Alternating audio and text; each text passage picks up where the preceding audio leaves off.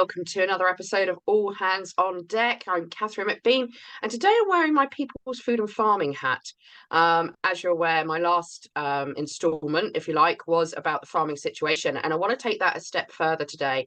As you know, with PFFA, as we have with PHA, it's all solutions focused. But what we need to do is really understand what the bigger picture looks like here and why the issues are there that they are. And I'm joined today by my friend and associate, Mark Byford. Now, Mark's also known as the bowler hat farmer, and you'll find him, and we'll put his details up. You'll find him all over social media with some incredibly good little videos, so you can keep your finger on the pulse of what's going on. And Mark has spent his entire life involved in the fruit and the veg wholesale, as well as doing some growing. So welcome, Mark. Thanks for joining me, mate. How are you? I'm good, Katherine. Thank you very much for having me on. Yeah, my pleasure. My absolute pleasure. Now, Mark and I have initially both been very interested and involved in the No Farmers, No Food campaign. But on the back of that, we've become aware of the fact that there's actually still too many farmers and producers out there who don't understand the bigger picture, don't understand how many angles are coming at them and what we need to do to kind of push back against that. Mark, can you just share what you see as some of the key elements that farmers are facing that are causing them issues?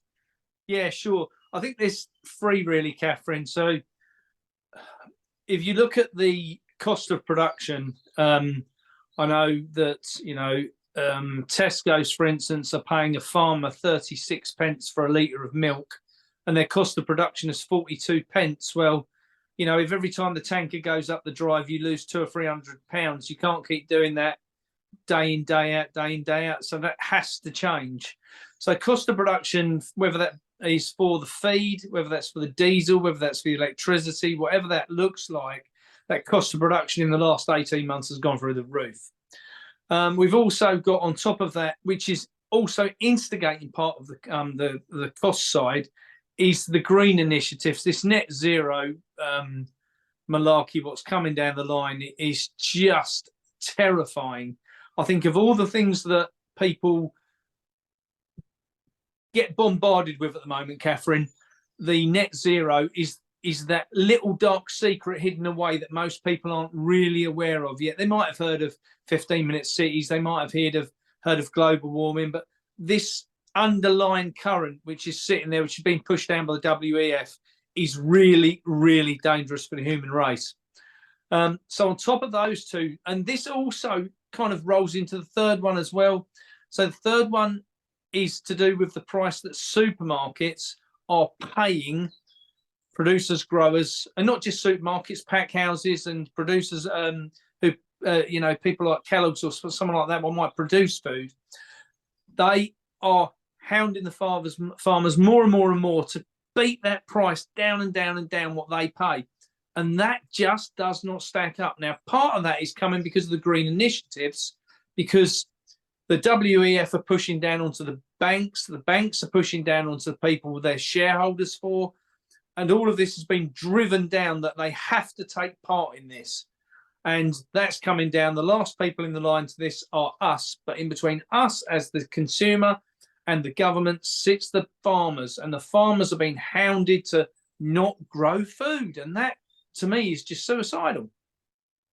I'd agree. I'd probably tag a fourth one on there as well, potentially, which is DEFRA regulations. Yes, a lot of them are tied to net zero nonsense, which I get. But there's also, in terms of the TB testing and other things that are happening, they're regulating farmers. I mean, we could put this across the board in terms of the regulatory bodies in the UK.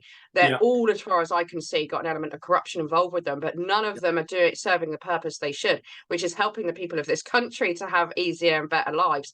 And it's not happening. These farmers are being regulated into the ground, and it cannot carry on. It is not sustainable. They talk about the word sustainable all the time. This is not sustainable moving forward.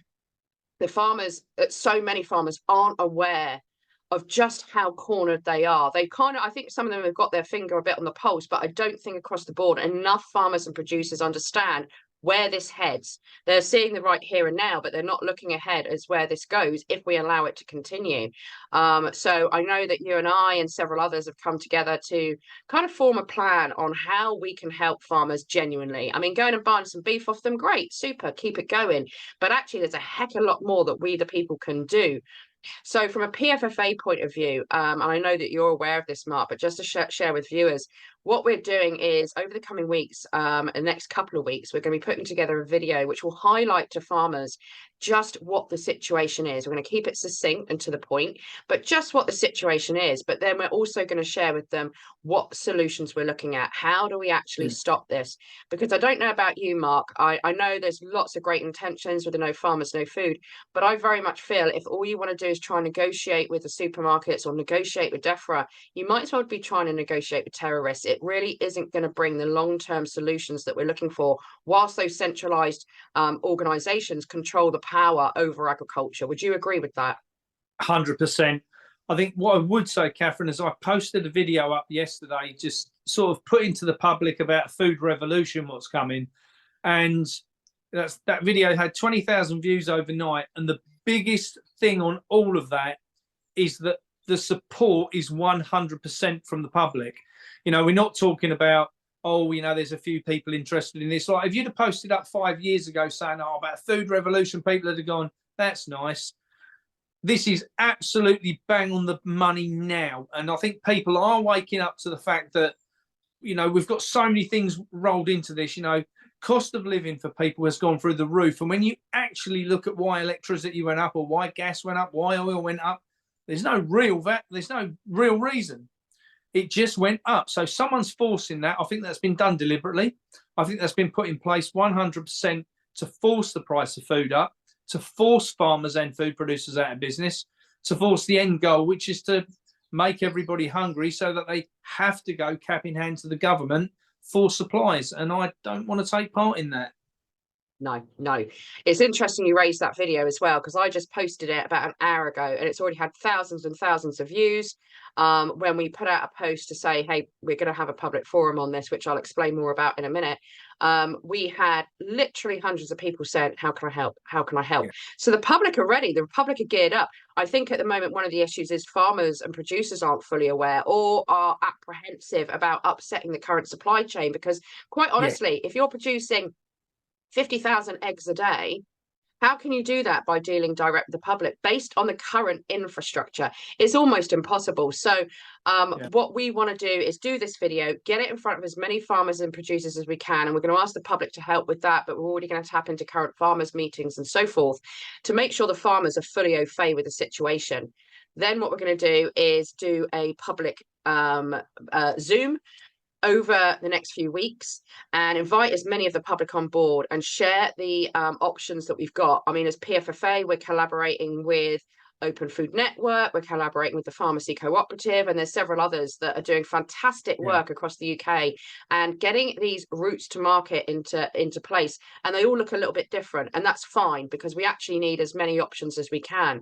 But they're closing the small abattoirs across the country. They're taking down a lot of the networks that we've already got in place. So it's going to be down to the public to apply pressure to their local councils and to local businesses to get the help needed to ensure the infrastructure comes into place. And so what we'll do in that public Zoom is bring the solutions, bring the options, tell them how to do it. And it really is going to be all hands on deck, mobilize the troops, and everyone get out there and do what you can in your local area, as well as awakening your farmer and producer to the bigger picture stuff. But it doesn't just come down to that, does it, Mark? We've also got to consider local processing for certain things. You know, there's a real opportunity here to revolutionize and re-energize local economies. Would you suggest that's the way? 100%. I think that is the way forward, Katherine, to be honest. I mean, I've looked like you. I've been in looking at this for years now. And I definitely think that the farmers, if they only realised how important they are, and not just for the point of growing food, you know, a lot of farmers have excess buildings that could be used as a farm shop. Now, the conversation we had the other day, it might not be that they run the farm shop. The community might run the farm shop. The community might run a box scheme from that barn. The farmer might give some land to the community for them to grow food.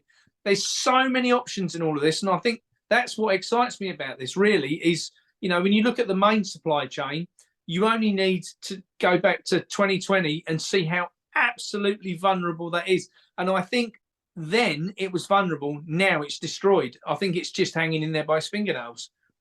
Yeah. And I think anyone out there who thinks the government, DEFRA, the supermarkets or anything can come to the rescue, I've got a bridge to sell you. It is going to come down to we the people, like everything that I think is going to need to happen over the next few years in terms of that revolution, just to step into our sovereignty and into our power and make sure we're doing what our country needs. Not what government, not big business, not the banks, not the big processors. It's down to we the people and what we need. And I think people are starting to understand the power that we have, how we can use our buying power to make an impact, how we can use our physical, mental, skill-based information that we've learned over the years to put these systems into place. And it's not just a case of we can and we should, it's a case of if we don't, we're screwed. We're honestly screwed. And I'm not one for fear-mongering. I think that this is a really exciting opportunity, quite honestly. But by doing this, we're going to save our country. We're going to save our country. Oh, I totally agree. And I think, whilst neither of us want to scaremonger, I think there is the fact to be said that if people haven't been putting food away, I do think they should. Yeah. I think the reality is that should the system fall over, it's going to take a while to get that infrastructure in place for a new system.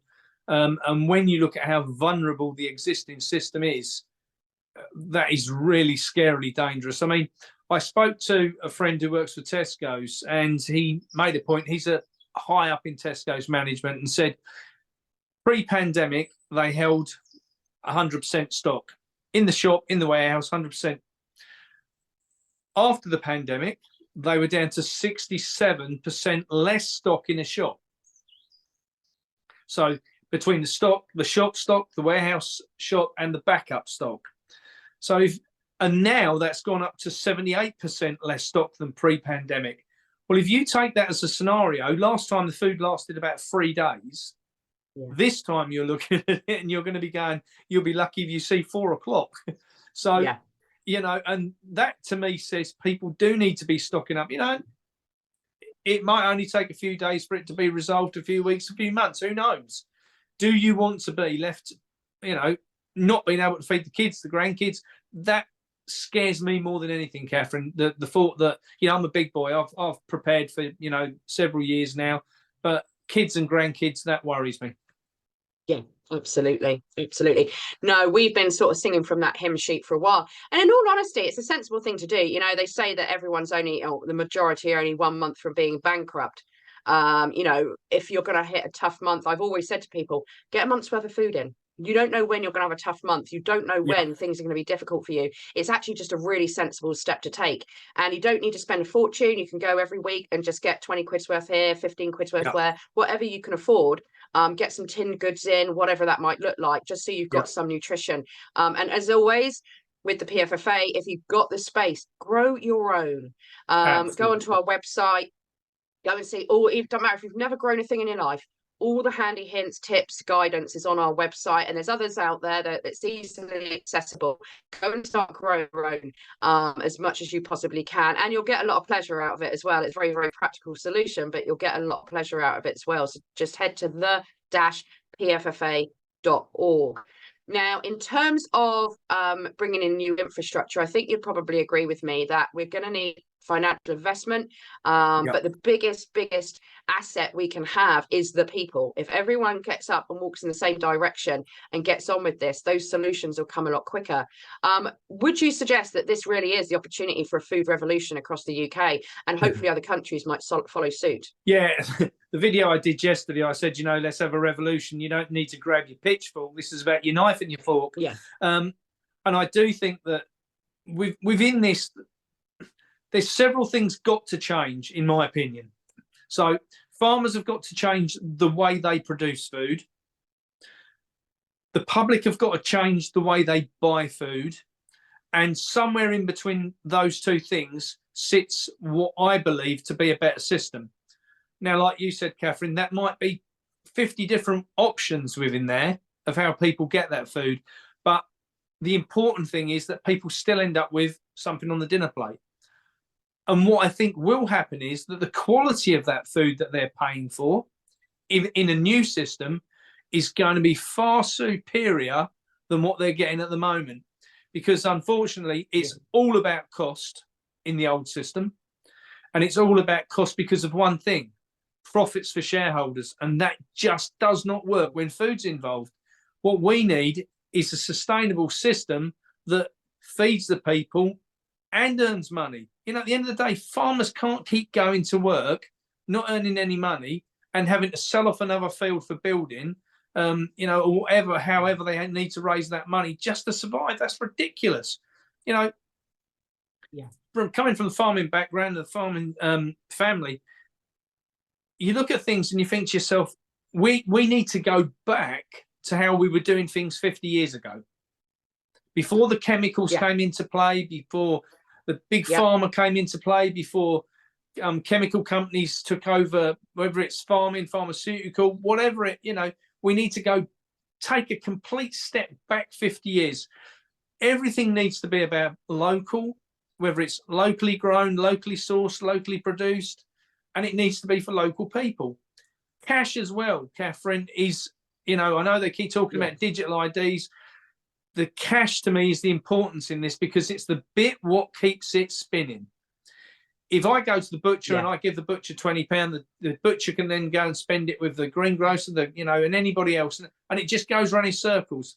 Problem with going to Tesco's is you're buying someone another yacht. That's lovely, you know, and the shareholders might earn an extra 5p at the end of the week. But is that really what we're about as a nation? And, you know, I find that quite shallow that we've ended up in that position. Yeah. I think that's something to take on board as well, that we've actually got to take responsibility, all of us, because this has happened on our watch. This is coming under the radar, granted, but it's happened on our watch.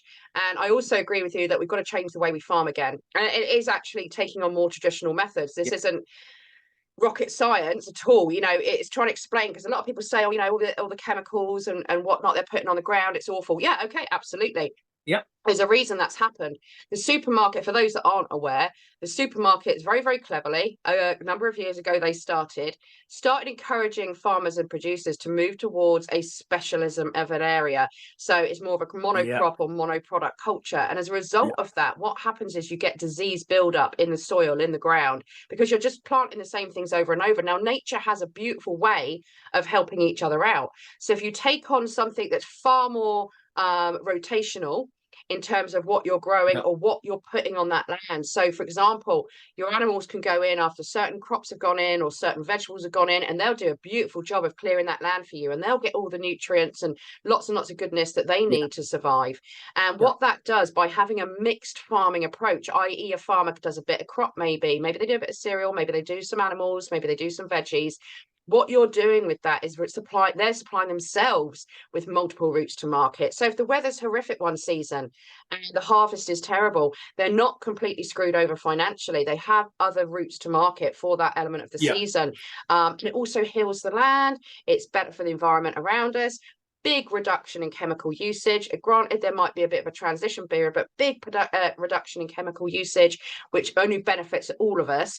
And you can slowly move back to everything being organic. Everything, I say the word organic, it's natural, it's traditional, it's what it's always been before the big boys came into play and started messing with a system that was working perfectly adequately. So I'd encourage anybody to speak to their farmers and start sowing the seeds on this front if they're just doing one crop. An example of this is over in the east of the country, a big arable. So lots and lots of crops going in, but there's not so much happening in terms of livestock or not so much poultry and so forth. And they have massive blackgrass issues over there. Blackgrass is a phenomenal issue for crop farmers. And the best thing to destroy blackgrass is cows. Stick cows on there, they're going to go through that and clear that really quickly for you. So there's a huge benefit into inviting farmers and producers to look at the opportunity again to diversify, but there has to be investment to support them. There has to be money coming in to help them, and the only way we get our hands on that money is to go to DEFRA. Now, DEFRA aren't going to hand that money over. So my thinking, and this is quite revolutionary, granted, and I'm all for peace, my thinking is actually we need to get rid of DEFRA, put in a basic regulatory system, and use the funding that DEFRA currently gets, which is in the billion. It's disgusting amounts of money. The money that DEFRA is currently spaffing up against the wall, and we utilise that to support farmers through this transition, get those routes to market into place and the relevant infrastructure, bring back the local abattoirs, bring all that stuff back. and encourage them to move towards a mixed farming approach. And we're going to tick so many boxes and the public are going to get what they need. Do you think we're going to have to go that far with it? Do you think that is the answer? Yes, 100%. I think the thing is that under the mixed farming scenario, you can eliminate a lot, and I mean a lot of the chemicals out of the industry. As you said, if you've got something like black grass, cows will get rid of that. If you don't want to use nitrogen-based fertilizers, then use animal manure. It's a no-brainer. Exactly. I mean, this is one of the things with the net zero that people don't seem to see in this is that farmers are being paid not to produce food, so we can grow some pretty flowers, and that'll all be lovely, and it look very lovely when you drive about the country. So we won't drive about the country, so you won't have any fuel. But you're in the position that you go for a walk in the country, so there'll be lots of pretty flowers. You know, you won't be able to eat anything, but you know, we're in that position that we're going to have less cattle, 20% less cattle and sheep and pigs and so forth. That's on the cards now.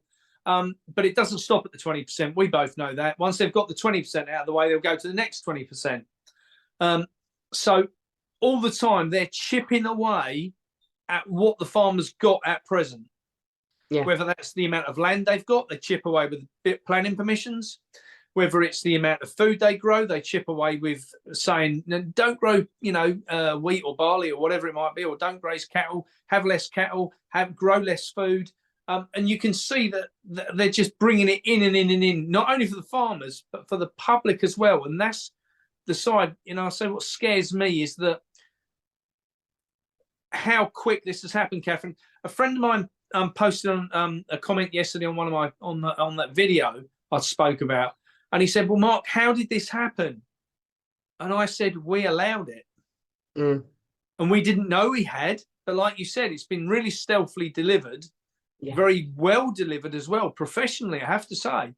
And that really goes to show how deep the desire is to put this into place by 2030, which is this magic number we keep hearing about. Yeah. Yeah. The other thing that I think farmers need to have on their radar as well, and I'll be interested to see what your thoughts are, is we know that people like Bill Gates and others out there are pushing for the mRNA into the food system. Let's be frank about it. They want to get it into the cattle, but there's also talk about them spraying it on salad crops and so forth in order to get it into the human. Now, we know that this is a catastrophe waiting to happen if they decide to go down this road for a number of different reasons. Do you think it's going to come as far? Because for me, that is over the line. I mean, you know, if there was a hill to die on kind of situation. Do you think it is going to come to the stage where we're going to have to protect our farmers from the likes of DEFRA? I mean, personally at PFFA, we were originally, when we heard about this, looking at a potential campaign called Guard the Gate, so that the local communities get a note from the farmer that DEFRA are turning up, and they just turn up in their numbers and guard the gate. Do you think that it's going to go that far, or do you think that we can round this off before we get to that stage?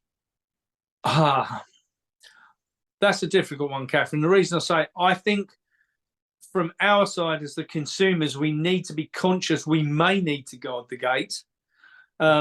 Wouldn't it be nice to be able to sit here in the confidence of knowing that DEFRA is an organisation that can be spoken to, that we have a government that is prepared to listen to its people, and we both clearly know that's in reality not going to happen.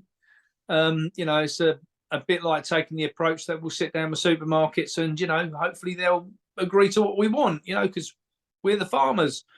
No. Reality, it sits into play that as far as they're concerned, they're rolling out their agenda. Whether we take part or not, they don't care. All they want is to level their agenda. So that, to me, is where the dangerous bit sits. I don't think the government's going to listen. DEFRA have never listened to anything farmers have got to say. They're just bloody useless, in my opinion.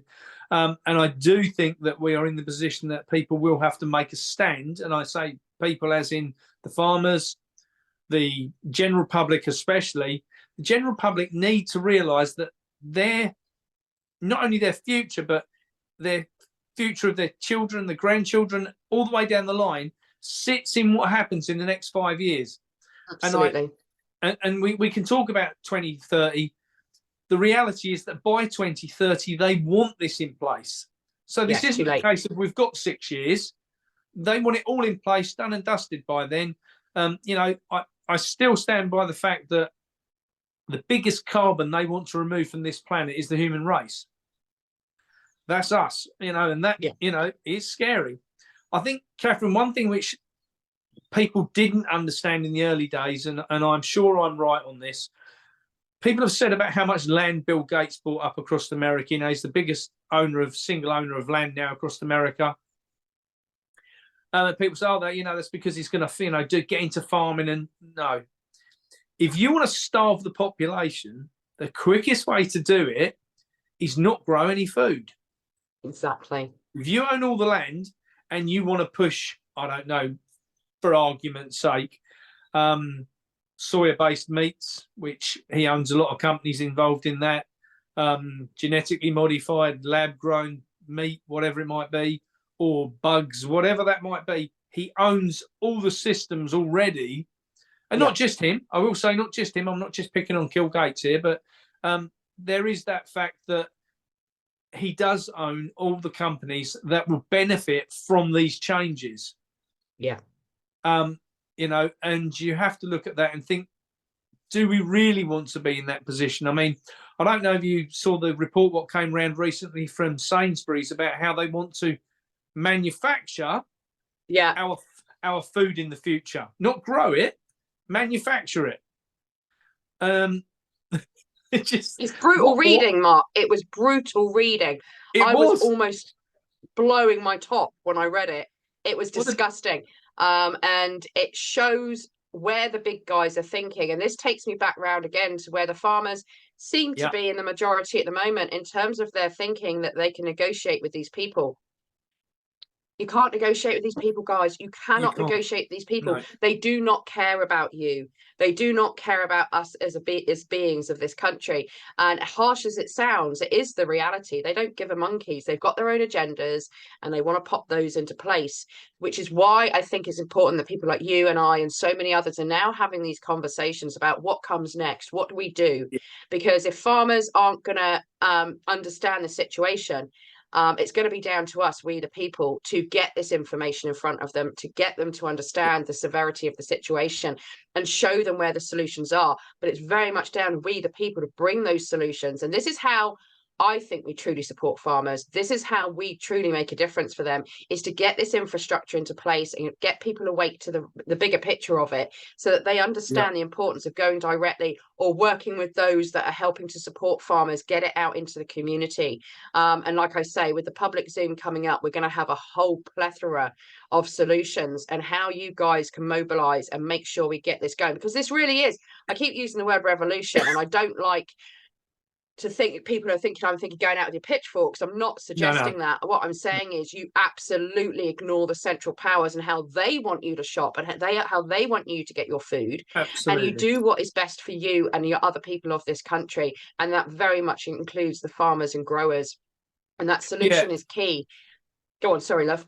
So all I was going to say is, you know, we have now been geared over the past 5 years, 10 years, probably longer, without us even realizing that algorithms are telling us what we need to buy.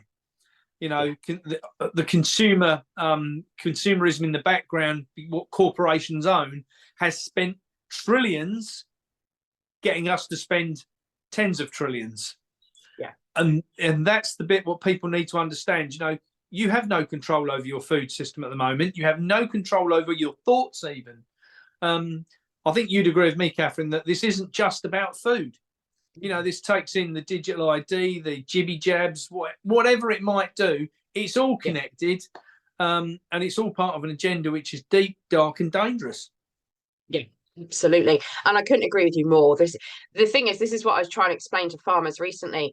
All of what is happening around the world that is bad is all interconnected and it's all being controlled by the same people. Now, a lot out there and more each day are starting to put those pieces together and realize and know what that looks like. But there's still too many out there that don't. And if you have concerns with any of this, be it 5G, be it with cash, be it with the jabs, be it whatever it might be, you need to get involved with this, because this is one way of really taking the power back. If we take control of the food supply, we're cutting off their feet. We might not be cutting off their legs completely. There's other work to do, but their feet are gone. It is a massive part of their control mechanism is the food supply. And if we take that back, we have absolutely got them up in the corner by the throat. And that's where we need to have them, quite honestly. I'd personally like to see the farmers really take a stand with this. I think you only get one shot at this, and this is really the opportunity now. And what the picture looks like if we get this wrong is not a pretty picture. It's devastating for us all. But I don't want everyone feeling filled with fear. What I want is everyone energized, understand we have the power to change this, and it isn't even that hard. It's actually, if we all get involved, it's all hands on deck. We're going to swing this around very, very quickly. Yes, the farmers have got to transition for a bit, but sure as heck we can get started, and we can do a huge amount of work in the meantime. And we don't need the central bodies to tell us we can do it. We're going to do it. We're going to make it happen. And people need to let go of their fear and embrace their power, because this is the time. And also another thing that farmers aren't aware of, and I will be producing a video very soon, which will be very evidence-based, working with scientists and growers, that shows the impact geoengineering is having.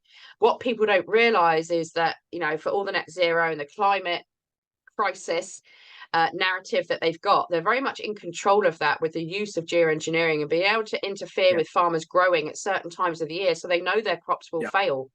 What we need to do is bring that onto the agenda, because again, that is affecting every single living thing on this planet whilst they do it.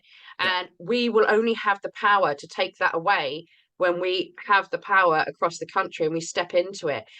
There's so many more of us than them. And again, I'm not suggesting violence or aggression, but I am suggesting you start thinking about what this will look like if we aren't successful. I think we will be, but only if everyone steps up and gets involved. Would you say that, you know, we do need to encourage farmers to look at all the bigger picture stuff? I mean, so many aren't aware of weather manipulation and the reality of that, and that some would say it's a conspiracy theory and so forth. But if they look into the patents and see that those patents go back to the 1890s, they'll realize this agenda has been on the cards for a long time. A long time. Would you say we've got to encourage them to look at all the bigger picture issues? Yeah, I mean, it's finding the right platforms, obviously, for that, because a lot of people, Katherine, are not ready to hear that yet. People will wake up, and I think this is one of the things, the discussions I've had over the past 18 interviews I've done in the last week, is that food unites everybody. Whether you think it's a conspiracy theory, whether you think, you know, whether you're just worried about health and 5G, let's say, whether you're talking about the jibby jabs, about cash, digital ID, whatever it might be, certain people buy certain aspects, but don't buy everything. And the thing what unites everybody is no food. And you know, when the campaign was launched for No Farmers, No Food, it came out very quickly and got to great success because everyone could identify, whoa, what do you mean no food? But what comes after that statement? Because at the end of the day, we all know, we as in the people in, you know, in the who are perhaps a bit more awake, that is a challenge for the future, that if there's no farmers, there'll be no food. But what about after that? Because we need to put something in place, that the system that is the answer to that question. You know, if that's the question, what about if there's no food? Well, yeah, great. Now, what's the answer? What's the solution? What does that need to look like? One thing I would say, Katherine, and I bang on about this on my videos, is that the public hold all the cards to this if only they realised. Yep. You know, we've got a population of 70 million people who all spend money every day of the week religiously on food. Even if they're getting money, getting food from a food bank, someone's putting the food in the food bank. What's paying for it? This is about taking that strength away, as far as I'm concerned, from the supermarkets. You take away that spending, they've got nowhere to go. No. This is about empowering the people to understand that, and for my opinion, the public to start thinking about where they can shop. Start thinking now.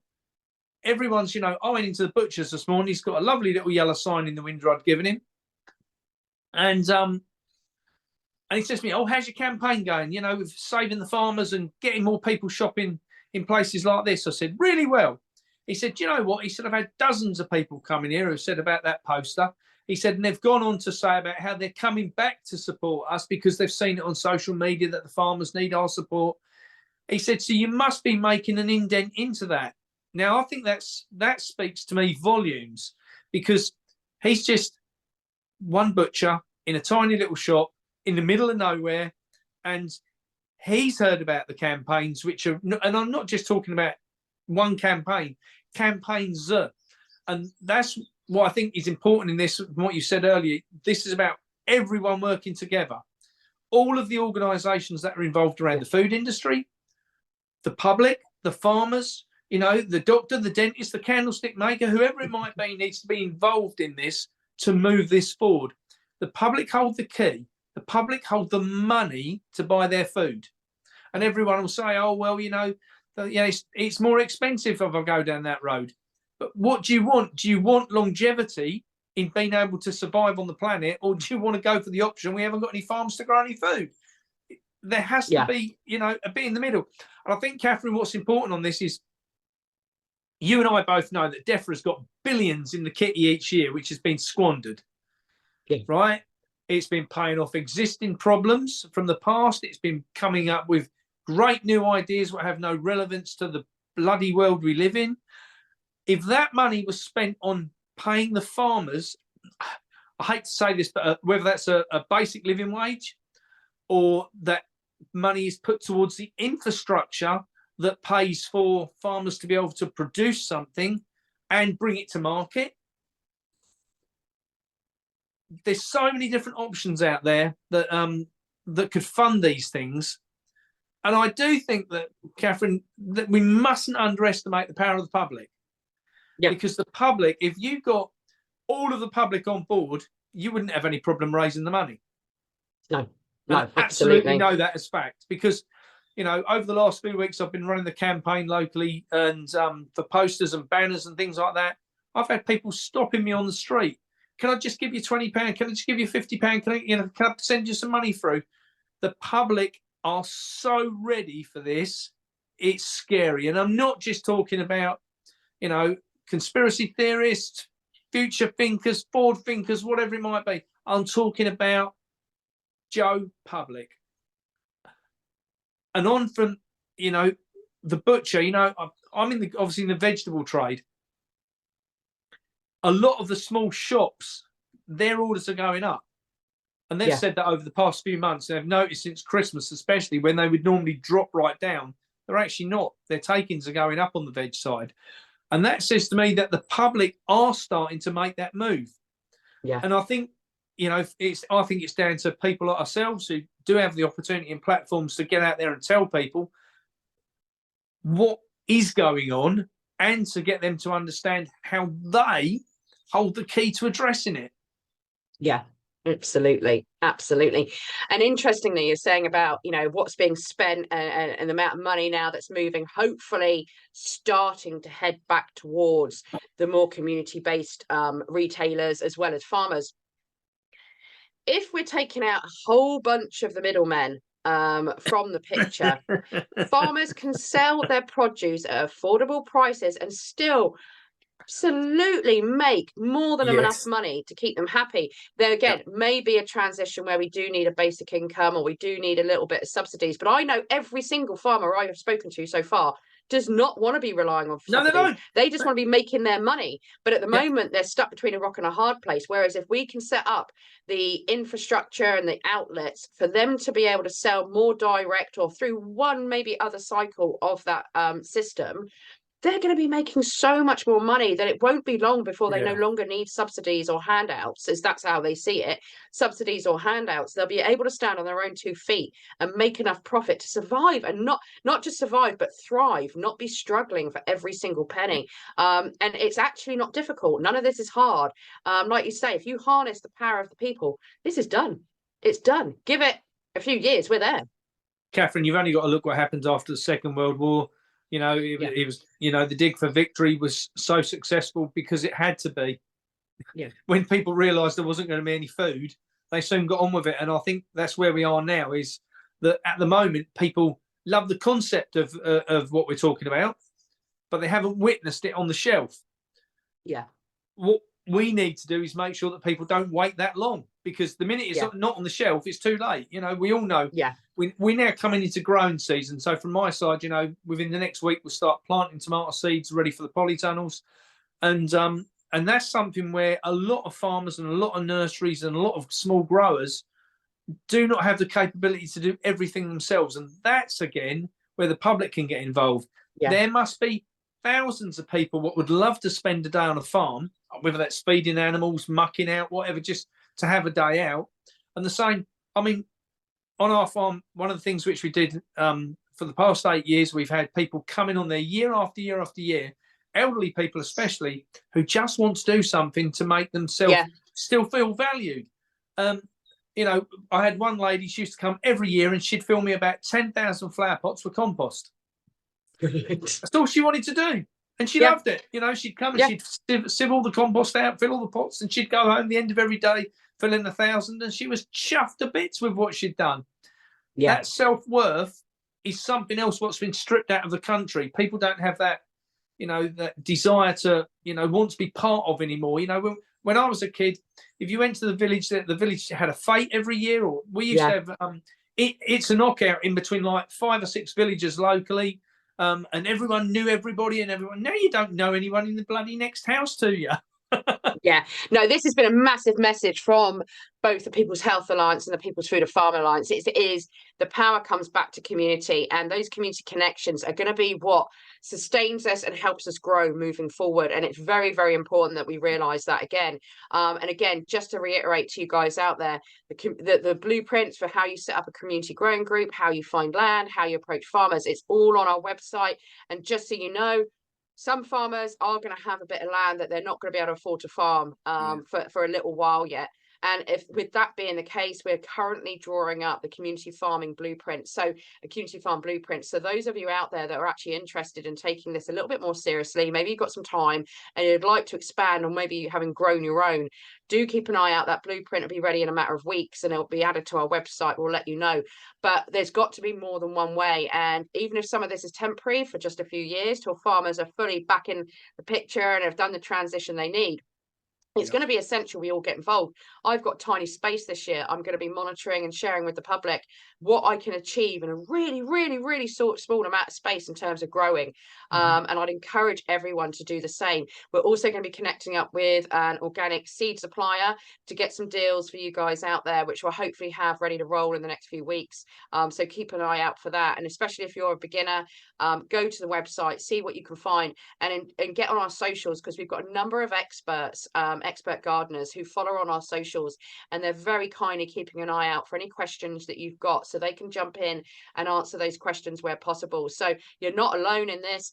Get out there, get growing. And also, it's bloody nice for your health. It's a lovely thing to do. Getting that fresh air, that sunshine, that exercise, brilliant for mental health. And we are going to have a year that's going to feel a little bit difficult at times. So it's really important we take care of ourselves. And I've got to say, for me personally, getting out in the garden and doing what I can is one of the best things I can do for my mental health, as well as my physical health, is get gardening.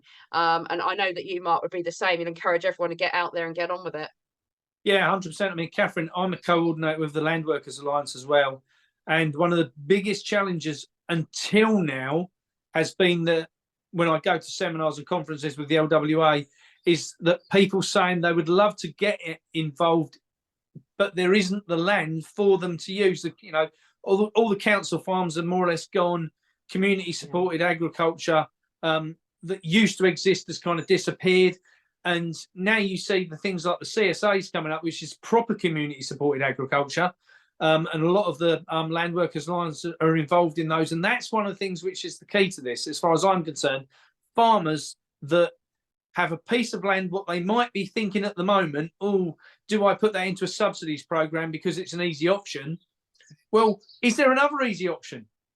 You know, could you get someone to take over that piece of land to grow food? There's people out there who want to do it. We know that, because I get this all the time from members. That they can't get a piece of land. Well, if farmers have got land, they're thinking, I could put this into a subsidy, or, you know, I could, you know, do something else with this. Then we need to join these dots up. And, you know, I think that's important in all of this, is all the answers, Katherine, we know are there. Yeah. It's not rocket science. No. They're there. They existed there years ago. They were removed and they've been very cleverly hidden away. What we now need to do is to get those concepts, thoughts and ideas back to the forefront, put back on the table and say, right, come on, guys, let's get the public involved, get the farmers involved and make this happen. Absolutely. Absolutely, my friend. Like you say, none of this is complex. So guys out there, look out over the coming weeks. Once we've got the details and we've got the farmers video put together, we want you to share. Go and put it in front of your farmer, put it in front of your producer, put it in front of your local grower or rearer, whoever they might be, because they're all going to be impacted. Even if you've got small local processing companies, family run for processing companies, get it in front of them. Everyone needs to be aware of what's coming down the line, what is actually almost here on our doorstep right now, quite honestly, but also with the solutions that will be provided through that. And also keep an eye out on all of the PFFA socials and website for when we're going to hold this public forum. Like I say, we've got a few things we're tying up in the background, but I'd imagine it'll be within the next 3 weeks. And we'd love you all to attend, because what we're going to do is show you some of our partners and our collaborators as well, so that they can share some of their solutions, as well as what you can do, what you can practically do, getting feet on the ground, where we're bringing along other organizations who tell you how you can tap into your council, what your rights are, where you stand with that, because we're going to have to play a little bit hardball maybe occasionally to get our hands on the land. Maybe we need industrial units for farmers to retail out of. There's going to be a lot of information coming. So please do keep an eye out and get involved as much as you can. Mark, thank you so much for your time today, my friend. We've got a lot to do, but you know, I feel personally, I actually feel really optimistic. I feel really excited, because I feel that this is going to happen and it's going to be amazing. I think what's reassuring in all of this, Katherine, is we know we're not alone in our thoughts. It's become quite clear in the past month, let's say, since we started on the last campaign section, just how many people in so many different walks of life are waking up and going, whoa, we need to jump on board with this. You know, politicians, they're starting to wake up. You know, I've spoken to doctors who are concerned about it. I've spoken to teachers. I've spoken to butchers, bakers, you know, while I've been out and about doing my own job. And they're all starting to see the implications of what's coming down the line. And that is invigorating from my side, because, you know, for years I thought I was the only one who worried about this, but it's become really apparent now that the masses are starting to see this. And that's where the key is. For the biggest amount of people to get involved in this, we need the big amount of people to wake up, for them to change their buying habits, and then for us to put in the new infrastructure for farmers to be able to produce better food at more affordable prices. Perfect. Thank you, my friend. Guys out there, thank you so much. Please like, subscribe, share the heck out of this. Get it everywhere. Everyone needs to be aware of what's going on, and we'll be back very soon with another update. All the best. Thank you. Bye-bye.